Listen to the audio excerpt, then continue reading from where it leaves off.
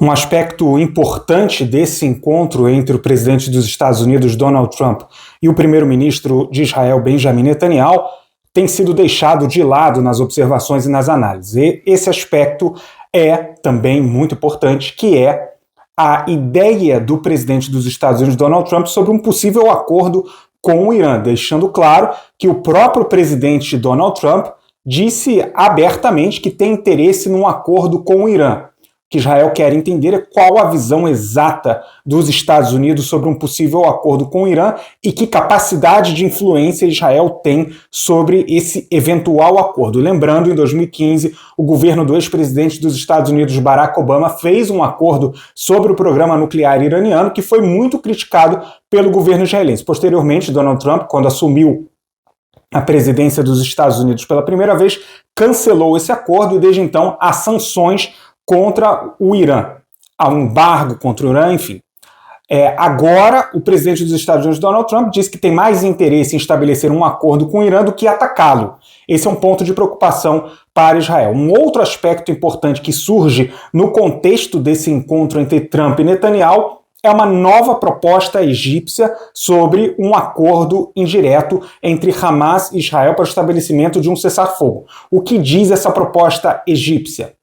Determina que o Hamas deverá libertar 8 reféns israelenses vivos e devolver os corpos de 8 reféns israelenses. Em troca, haverá um cessar-fogo com duração de 50 a 70 dias, não se sabe exatamente ao certo, e também as partes devem se comprometer para negociar a segunda fase do acordo. A segunda fase do acordo que determina o fim da guerra na faixa de Gaza e a retirada de todas as tropas israelenses do território também. Isso tudo é muito importante e está em discussão nos bastidores dessa visita do primeiro-ministro Netanyahu aos Estados Unidos, que tem como alegadamente o motivo principal a discussão sobre as tarifas também impostas pelos Estados Unidos aos produtos israelenses. Tarifa de 17% sobre os produtos israelenses exportados para os Estados Unidos, tarifa inclusive superior a países que não têm o status de grandes aliados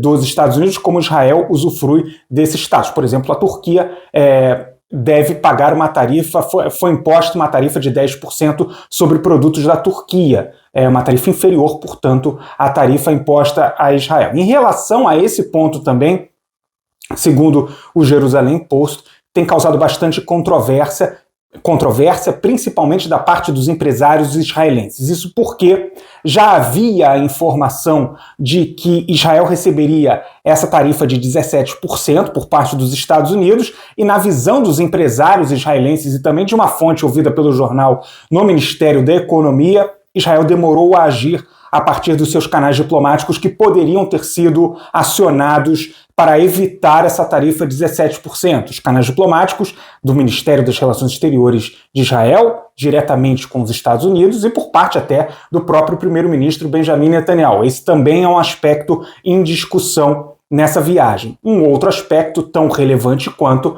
é a possibilidade de um acordo para a libertação dos reféns. E sobre isso há um tema interessante também. A primeira viagem internacional do presidente Donald Trump para o exterior neste mandato está marcada para maio, prevista para maio, e deve ser a Arábia Saudita, que deve incluir também uma passagem por Emirados Árabes Unidos e Catar. Por que isso é tão importante?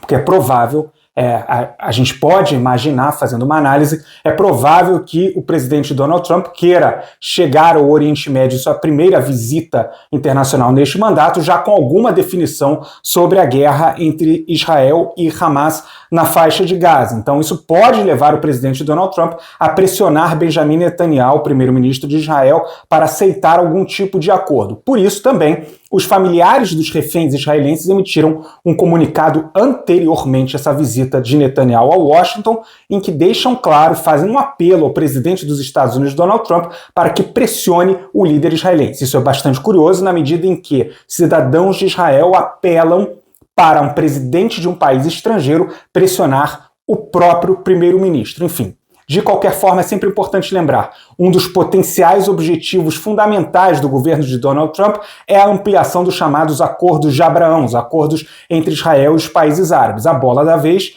é, e continua a ser, a Arábia Saudita. No entanto, é muito improvável imaginar, eu diria impossível, que a Arábia Saudita aceite estabelecer relações diplomáticas com Israel com a guerra na faixa de Gaza em curso. Lembrando, a Arábia Saudita deixa claro que só irá estabelecer relações diplomáticas com Israel caso Israel aceite algum tipo de compromisso para a criação de um Estado palestino.